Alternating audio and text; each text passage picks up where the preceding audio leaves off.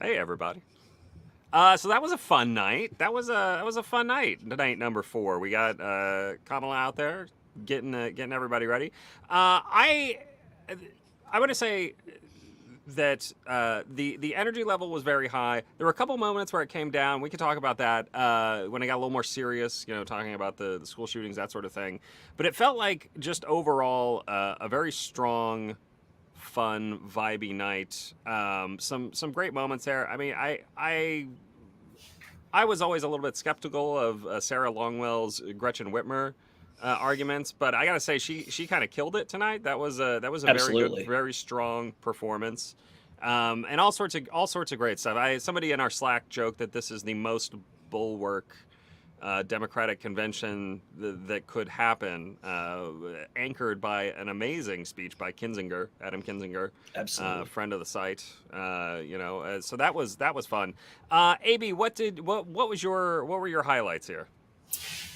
Well, I thought Kinzinger was fabulous. I mean, his speech was so well written, and it will be remembered. His delivery was terrific, but it was just the composition of it was very powerful and very compelling and memorable. And I am really glad that they gave him a very important speaking slot. That's pretty amazing. Whitmer was terrific. Ruben Gallego of Arizona was so interesting and terrific. And he had a great line about how our veterans don't just let us sleep at night, they let us chase our dreams, or something like that, pursue our dreams. He is going to kick Carrie Lake's ass, and I was completely pumped up about him. I liked hearing from Colin Allred tonight. Actually, was I thought the least interesting. It didn't pop as much as the other nights. Okay, minus Monday night, but I really thought Harris was terrific. I thought she was so interesting, and I've never thought I would use that word to describe her. When she delivered tonight, it was different than when she's in these other arenas. It was like a different delivery, and she was so engaged with the copy on her teleprompter, and it all seemed so natural. And I wanted her to do three things, honey. I wanted her to be moderate. I wanted her to take us into her life story and sort of define herself in personal terms. And I wanted her to attack Trump effectively. And she did all those things. She really assured, I thought, the center of the electorate about Ukraine, Israel, a bunch of things, how she would treat our military, how seriously she would take the job of being president of all people, that she would put country before party, that she would, of course, I loved, protect free and fair elections and the peaceful transfer of power. So I just thought it was very well crafted, but I was watching her deliver it and I thought, wow, is she interesting? And I've seen women get up and run for president before. I've seen these speeches. I've seen so many speeches, and so many of them, most of them, even when they're good, even when they're well written, are just people reading it off the screen. And it was just so different, I thought, watching her talk tonight. And there were a few moments where she sort of feels that she has to raise her voice to be emphatic. That didn't entirely work, but most of it, I thought, I give her a 96. I mean, I really thought that it was terrific. She talked about her family, or she was honest about her upbringing. She wasn't starving. Her parents' story wasn't great. They got divorced. It doesn't sound like she was spending a lot of time with her father after that, but there were people in her life who influenced her, who nurtured her and inspired her. The music she listened to, the civil rights figures who inspired her, how she became a lawyer. And I thought she did an excellent job of that. And that was essential. And it was compelling stuff. And then I just thought that her takedown of Trump was excellent. She wasn't too vicious, but she was explicit. And I thought it was terrific. Everybody laughed, and I did too out loud when she said, "Seriously, these people are out of their minds." I mean, she took the case about abortion to a place that we haven't heard at this level, right? Biden does not say women are miscarrying in parking lots. I mean, this was something only Harris could do or has done, and I thought it was very powerful. So I expected her to give a good speech because she has in these arenas, but I thought it was a totally different experience, and I thought it was really a first, I thought, in history, and I felt that she was new, what a person we hadn't yet seen. Well, I mean, look, that is 100% the biggest thing here right now is that she is a stark contrast to not only Donald Trump, obviously, but also Joe Biden. We were talking in the Slack chat while the whole last night was going on. Like, what would the vibes be like? If it was, people kind of just being like, all right, come on, Joe, let's go. And I think the energy level was much higher. Look, you gave her a 96. That's a solid A. That's a solid, A plus range. I would go a little less than that, probably a B plus. But I'm a one issue voter in this election, and that is whoever is not Donald Trump. And she did an amazing job of drawing that distinction between her and Donald Trump, not just, and it's really fascinating. It would be fascinating to go and watch her speech and his speech back to back and compare and contrast them, because he looked old and he was slow and it was real laundry listy and real, not a very good, interesting speech.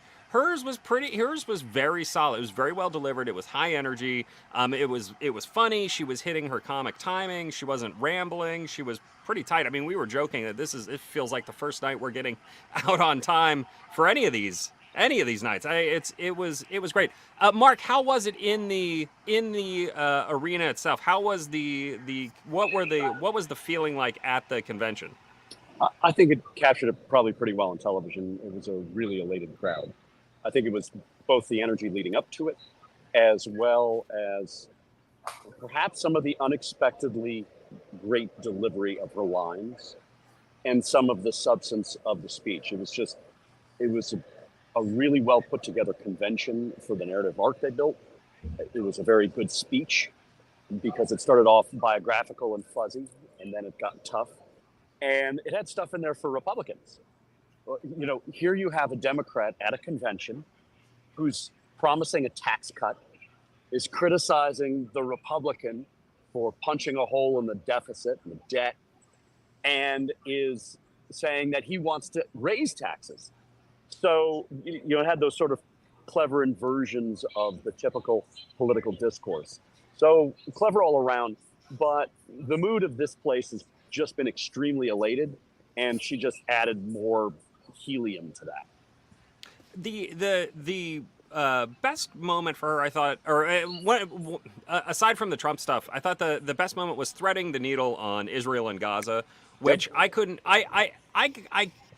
tell if there were a couple people trying to interrupt in the crowd. The background noise, it wasn't entirely clear. But she laid out a very straightforward case. Israel was attacked in a horrible way. Right to respond. We have to bring this thing to an end as soon as possible to stop, civilians from dying. Which seems I can't think of a better way for her to have put it. Right. There were a few people who were objecting, but I think everyone sort of got swept up in the moment. I think, though, like any good time, there is going to be a sober tomorrow where you realize, well, there's still war here and it's not been solved. But for the time being, the mood in that room was elation, and that was, to your point, probably one of her best moments, because she was able to sort of power through it and capture the crowd and kind of raise them up or rise them up above it. Jim, you came here to be Mr. Positivity. We need the blast of fresh, cool air from Jim Swift. So, what was your read on this evening of the DNC? Well, I would give her a 98. I know you gave her B plus, and AB gave her a 96. I was very impressed that she took Israel head on. To an earlier point about the protests and everything, maybe this is a former Republican staffer in me. Whenever I hear USA chants, those are usually at Republican events to cover up someone who's disruptive. It was interesting to hear them. And I watched almost every single minute of this. I've been monitoring the chat all 4 nights. Another thing that I thought was really, I think, impressive was the trope of the angry liberal. Who was angry during this convention? You know, there wasn't anger. I mean, there was dissatisfaction. You know, there was maybe righteous anger, but there was no angry through line throughout all 4 nights, and it was very joyous, happy warriors, and I thought that was very impressive. Sarah Longwell has shown up. I think folks are going to want to hear. Folks in the chat Awesome. are going to want to hear from Sarah Longwell. How are you doing, Sarah? What is your mood like at this moment? Oh, did we lose Sarah? The internet is horrible at these things. Oh no. She should turn off her internet. Oh, there we go. There we go. Can you hear me? We got you. Yes. All right, guys. I know it's the internet's bad, the Wi-Fi, everything's bad out here, but I just was here for the speech, and I got to tell you, I thought that speech crushed. Did you guys think it crushed? Here's the thing. Okay, great. I thought both substantively and also in terms of her delivery, she's gotten so much better. I mean, we all knew Kamala Harris. Is my audio terrible? Yeah, hey, shut off your wireless. Just try to just use your regular cellular. It might work better. I am just on my regular cellular. Okay. I did. That's what I'm trying to do. So look, guys, if it sucks, I'm sorry. I'm doing my best. And if you can't hear me, then I'm just saying hi, and I'll let you guys deal with the analysis. We can hear you. But I thought tonight, I thought she exceeded all expectations. And I think Trump's going to lose. Awesome. Yeah, I saw you say that on Twitter. A big pronouncement from Sarah from the convention floor. I really think Trump's going to lose on Twitter. I do. That was and look, good for the Dems for giving Kinzinger such a good spot. I was sort of like, man, I can't believe they're giving Kinzinger that slot, but that was perfect. He was excellent too. He was better than Zell Miller in 2004. Yeah. Well, you know what else was better? I mean, the fact is, Trump's speech was terrible, and it went on further. Hers was, whoever wrote that speech did an amazing job, and her delivery was perfect. But the way that she handled, I thought, Israel and Palestine, sorry, not really Hamas, but talked about bringing the hostages home, the way that she went on offense on immigration. I thought there was a lot, the way she talked about being a president for everybody, I thought there was an explicit invitation. Look, for our people, right? Our people, there's been an explicit invitation into this coalition. And I think that that's been a theme of this conference, and she continued it. And I thought that was really important. 100%. Yeah. I'm going to stop subjecting you guys to what is clearly probably bad audio and sign off. But I just want to say hi and back from vacation, and I'll see everybody next week. See you soon. All right, bye. All right. Thank you, Sarah. Thank you. I'm glad Sarah could pop in. No, I like, she's 100% right. This was the most striking thing of this whole convention, I think, from my point of view, which is that it really does feel like a big tent sort of event. I mean, Kinzinger gives this. Again, they put Adam Kinzinger, Republican congressman for 12 years or whatever, in the 9 p.m. Central Time Thursday night slot. Like only a few speakers ahead of the nominee herself. And Leon Panetta's not a Republican, but he's also like a fairly conservative Democrat. Yeah, he talked about killing terrorists. Exactly. I mean, his whole speech was, we need the military. Right. Yeah. And then there was, I forget his name, but the sheriff who was in like full, local regalia, up on stage. Like, again, it just like the convention, Mark, felt to me, and I don't know how it felt to you on the floor, but it felt to me like a convention that was very much designed to reach out to that, center right, the folks like us who are very uncomfortable with Donald Trump, who need a nudge to come over to the Harris camp. Right. I mean, the entire convention is built around the idea that number one, Kamala Harris is new and we need to introduce you to her. And the Democratic Party needs to kind of grow and not be like the Republican Party, which is sort of just reduced to MAGA. And thirdly, they wanted to make this convention a stand-in for an election that is a referendum on Donald Trump. So they very sort of cleverly have transformed Donald Trump essentially into the incumbent, and they've made Kamala Harris the outsider, even though she's the person in power there. She's part of the party in power. Republicans are complaining about this. A spokesman for the Trump campaign basically said, look, Steven Spielberg was supposed to have put on this convention, but really this looks like George Orwell. That is suddenly, Kamala Harris, sitting vice president, is running as the change agent. Well, what are you changing? Well, you're the one in office. So Republicans are also pissed. So to the degree that you can define our politics through negative partisanship, if the other side is pissed off, it means your side is doing a good job. If the red people are unhappy, that means the blue people are happy, and vice versa. Yeah, totally. Sam, how are things at the convention? What was your read on the night? Well, first of all, I'm a little bit pissed off that Caputo is just taking our entire piece that we're writing, that's what I do. indulging it for our That is audience. what I do all Sneak the time. peek, sneak peek for the people who were on late at night with us. Every Come on, it's a goddamn nice time, little Sam. treat for them. It's a nice little Listen, treat. you don't want me to tell the truth? Don't have me on, baby. Fair enough. You can see a written version of what Mark just said on the bulwarks.com. Look, I've been. I was trying to think. My first convention was 2008. I did 12, 16. 2020 was not obviously anything. And there's always the problem of recency bias, right? Like you don't know. You might just be overwhelmed by what happened, but I can't get over just how professional and well executed this convention was, especially considering that 4 weeks ago it was supposed to be a convention for a different person.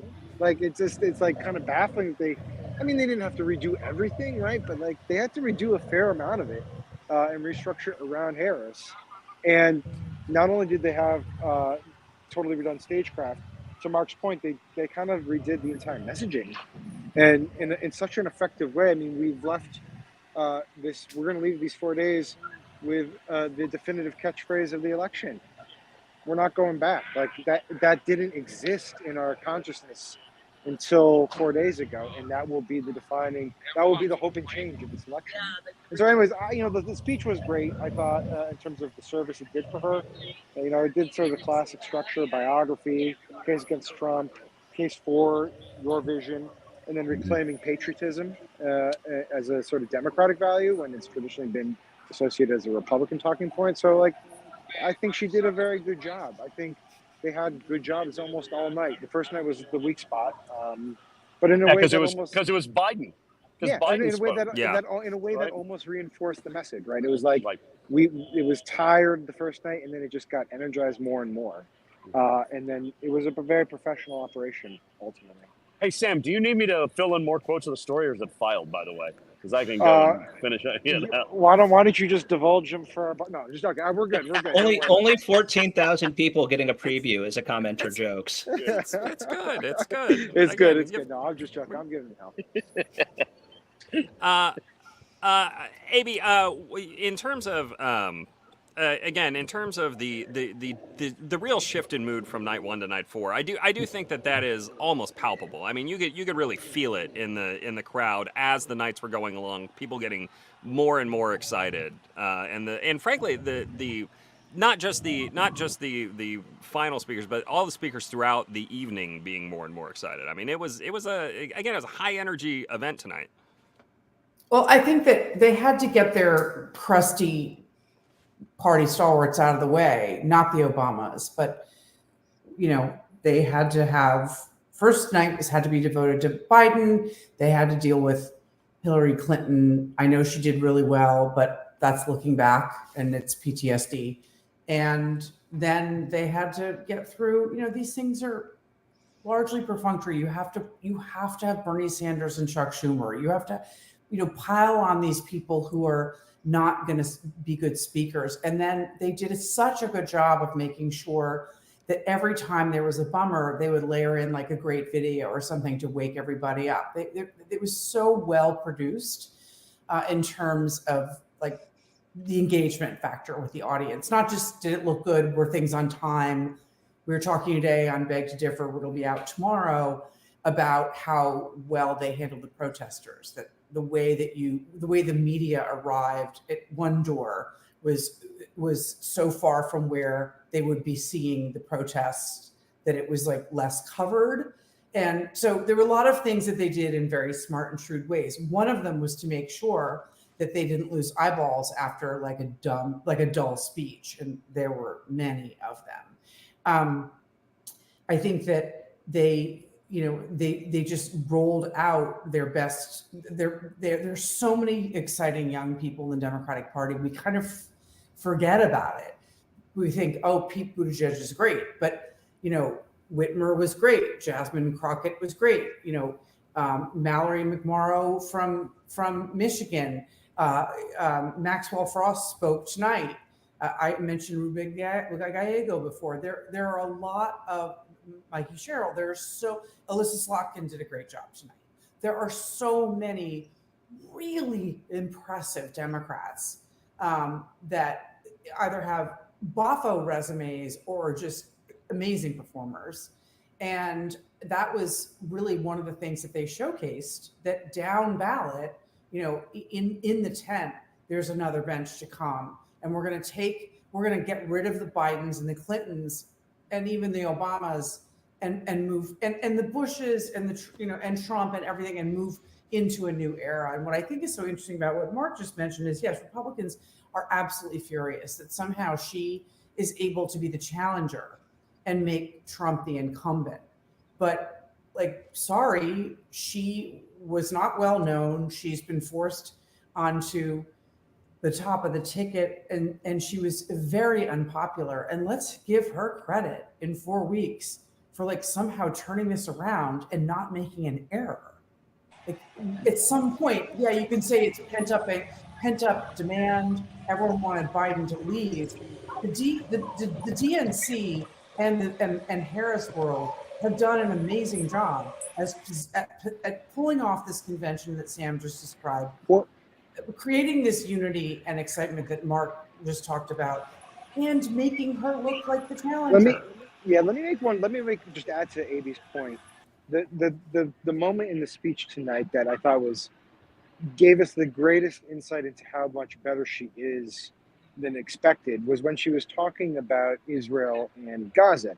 And she goes on a fairly forceful riff about the conflict.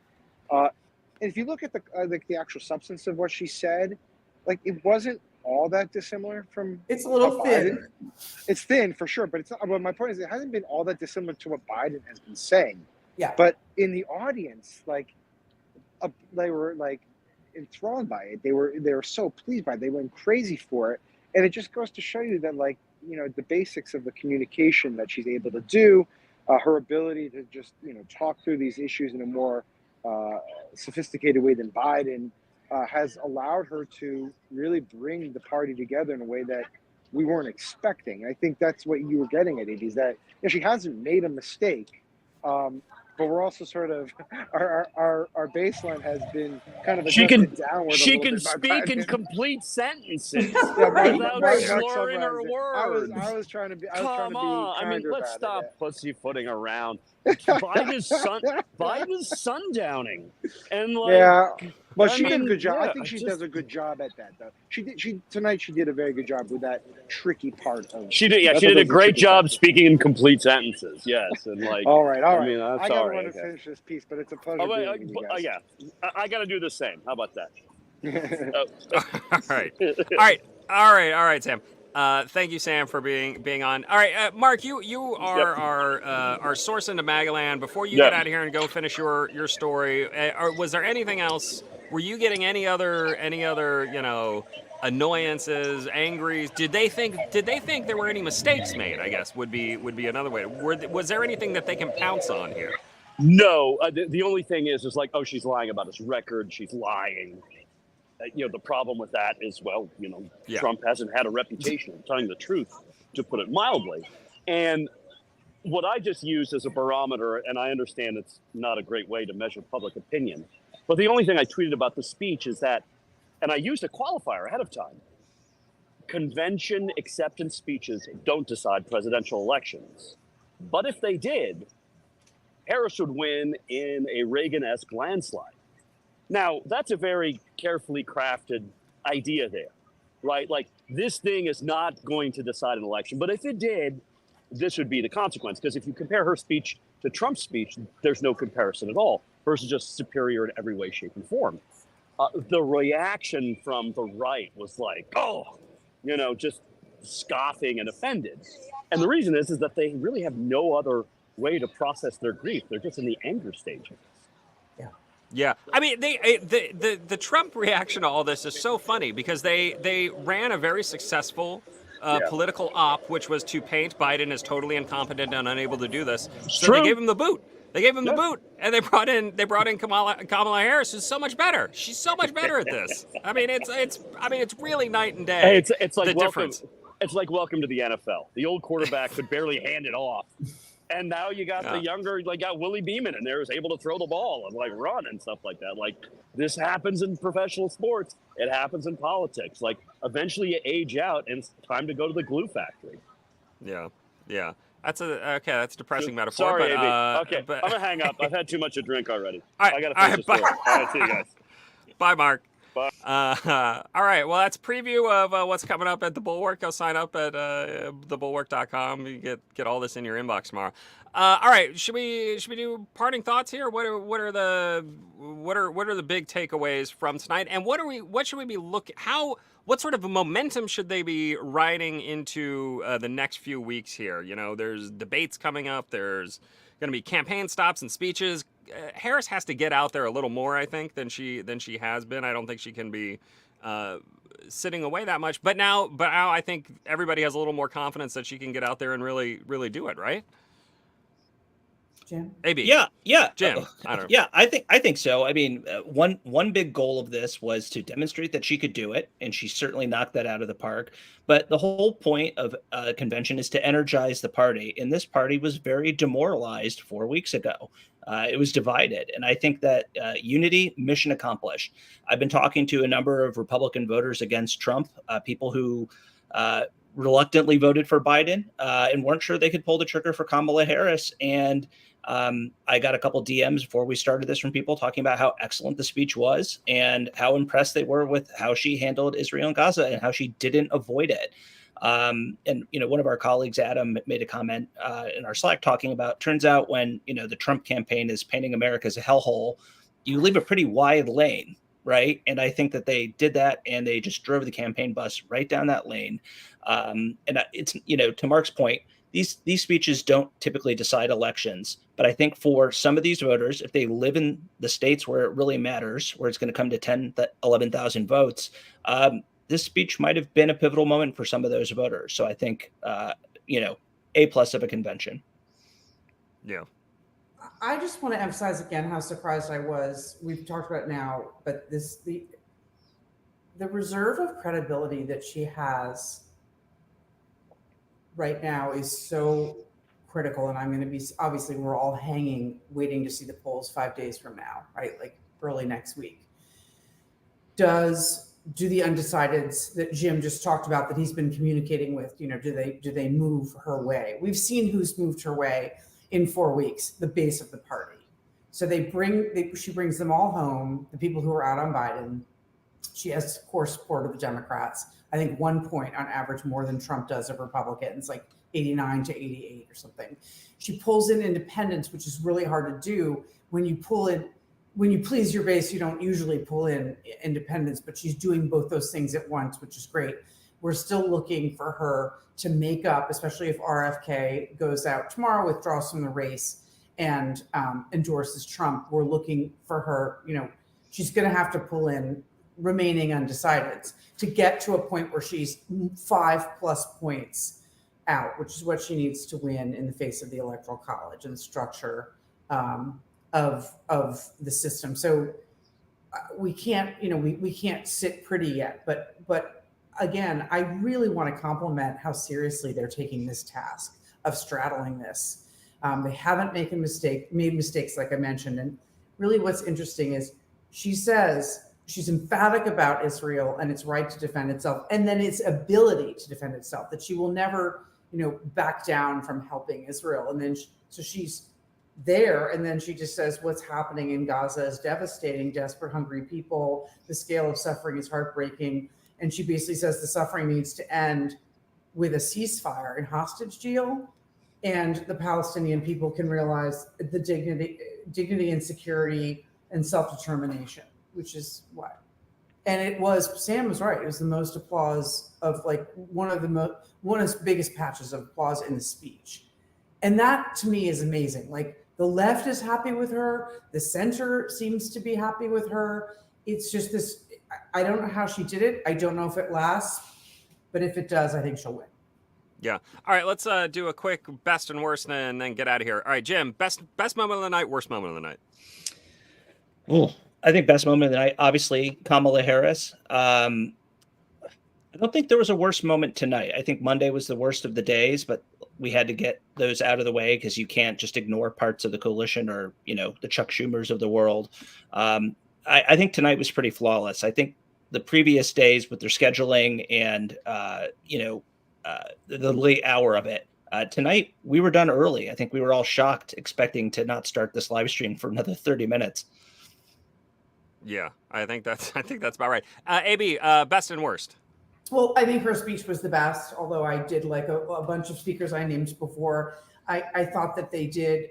I'm really glad they hit up national security and had a bunch of hawks speaking in the party, and Adam Kinzinger as well. I'm really glad they hit up gun violence, and I thought they did that beautifully. It was agonizing to listen to. Very, very important issue in the party. Very important issue, I think, to a lot of voters in the center. They did it in a very smart way, and it was very compelling.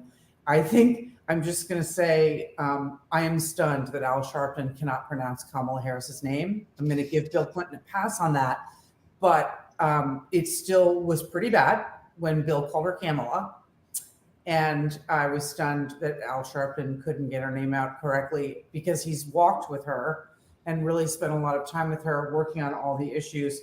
So that was kind of a weirdo moment, but bringing out the Central Park now exonerated 5 was also a terrific, very, very moving presentation. And again, I just can't say enough about the production of this convention. Very, very smart people at the table. Yeah. Best moment for me was Adam Kinzinger. I guess no surprise, Eric, being the squish Republican that I am. He spoke to me in a very real and direct way. And also a worst moment, no special guest. We were promised a special guest. We haven't discussed this at all. We were bait and switch. Their special guest is coming. It was just Harris at the end, and then balloons. I felt a little bit robbed there. I wanted to see Tim Miller's response to the Beyonce performance more than anything else. I don't really like Beyonce that much, but Tim Miller loves Beyonce. I wanted to see that. So well, we did get a Swift. We did get a Swift. Yes, the right one. All right. All right, great. Great week of coverage. Again, swing by Bulwark Plus. Just go to thebulwark.com and read everything that we've got coming up tomorrow. You got a good preview here on this. Sam's still mad at Mark, I think, getting yelled at in the Slack. So, but thanks for coming out, and we'll see you at the website.